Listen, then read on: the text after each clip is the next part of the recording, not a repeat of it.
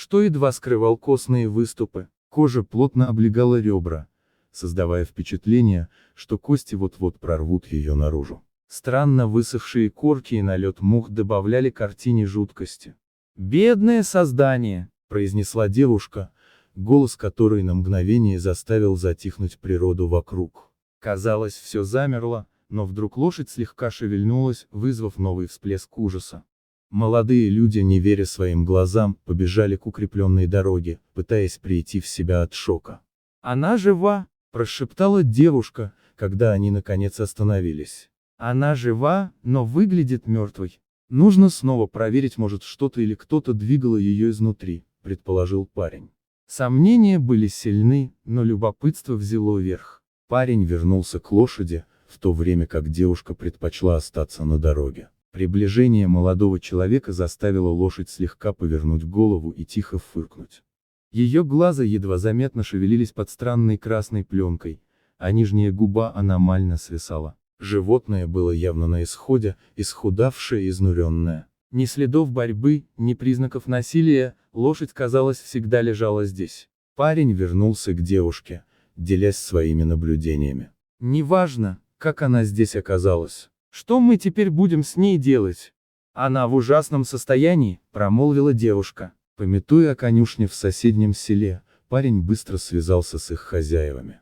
После краткого объяснения ситуации обещали приехать как можно скорее. Действительно, вскоре по дороге, ведущей к реке, взвелись пыльные клубы от приближающейся машины. Молодые люди встречали прибывших с распростертыми объятиями. Рядом с ними остановился автомобиль с приспособленным для транспортировки лошадей прицепом. Новоприбывшие были поражены, увидев истощенное животное. При виде страдающей лошади мужчина и женщина испытали глубокий шок. Возможности того, что лошадь сможет самостоятельно подняться и войти в прицеп, не было. Оставалось лишь надеяться на то, что она выдержит путь до ветеринарной клиники.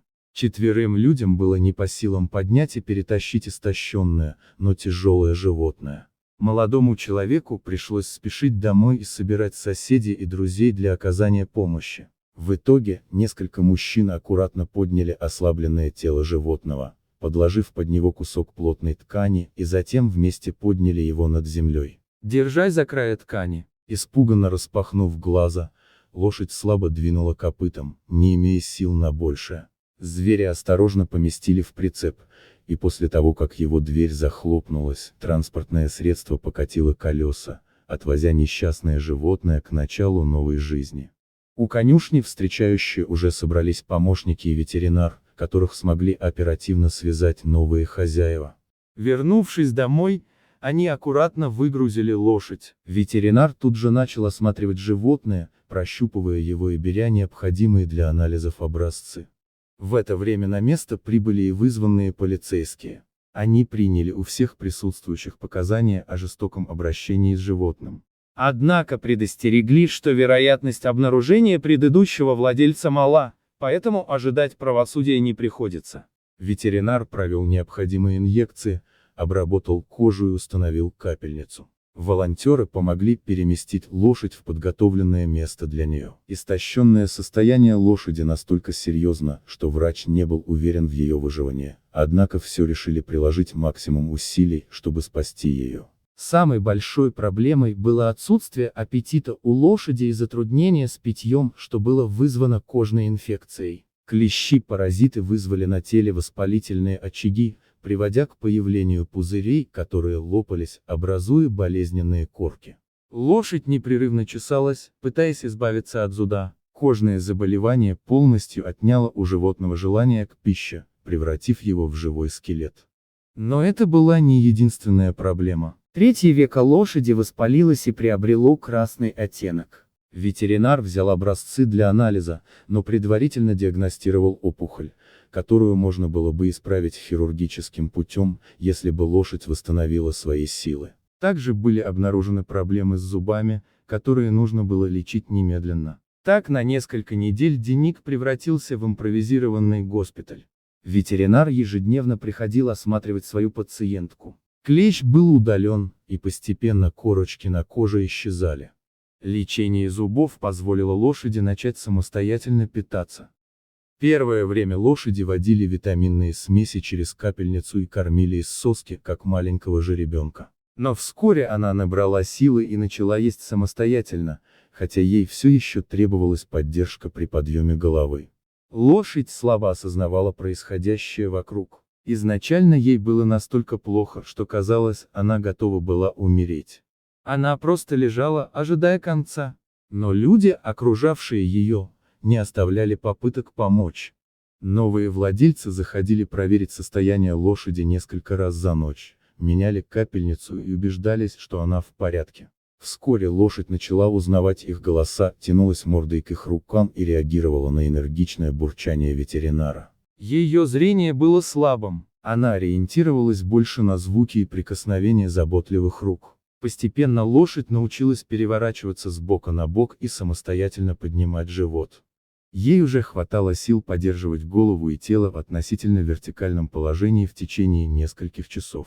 Однако самостоятельно вставать на ноги у нее не получалось, что ее пугало.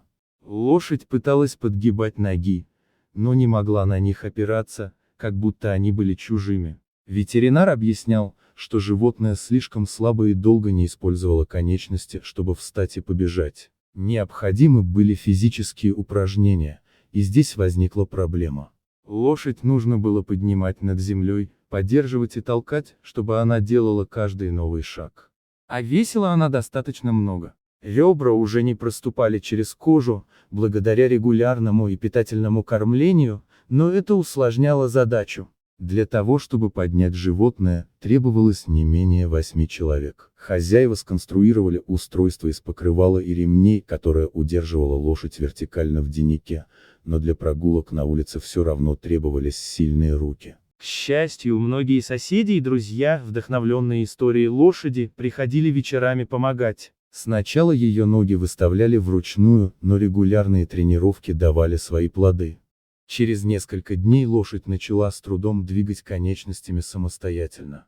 Хоть это и получалось с трудом, это был уже заметный прогресс. Лошадь, как и люди, испытывала усталость, но никто из причастных к ее восстановлению не сдавался. Месяцы усердных тренировок окупились, животное снова научилось стоять и медленно передвигаться. Хозяин терпеливо водил ее на короткие прогулки, позволяя затем отдохнуть в деннике. Но лошадь устала от постоянного заточения и с удовольствием вдыхала ароматы трав за пределами своего убежища, мечтая о свободе на просторах лугов. Вскоре ветеринар определил, что животное достаточно восстановилось, чтобы перенести операцию на глаза. Процедура показалась не такой уж страшной, так как опухоль все равно закрывала почти все поля зрения. Лошадь была доставлена в клинику, где ей успешно удалили пораженные ткани. После операции, несмотря на боль, она не могла удержаться от того, чтобы не оглядываться по сторонам. Все, что ранее было лишь туманными очертаниями в ее памяти, теперь обрело четкие формы. Она впервые увидела лица своих новых хозяев, денник и место своих ежедневных тренировок.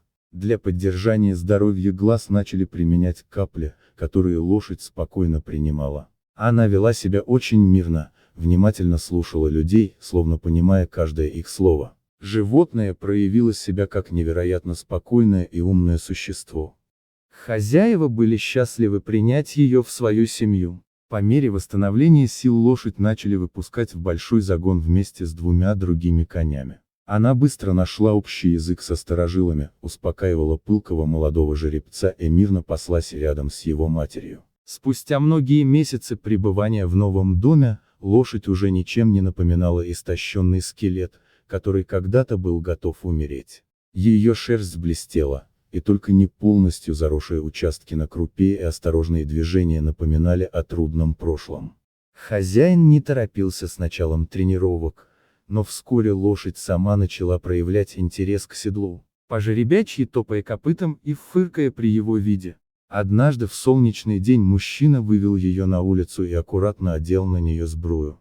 Лошадь радостно заржала. Хотя вес хозяина был для нее тяжел, она не жаловалась. Они совершили небольшой круг по полю, и в этот момент лошадь ощутила себя самой счастливой на свете. Несмотря на весь перенесенный ужас, теперь рядом были люди, которые любили ее. Лошадь была уверена, что теперь ее никогда не бросят, что бы ни случилось. Если вам понравилась история, подпишитесь на канал. Всем добра, любите животных.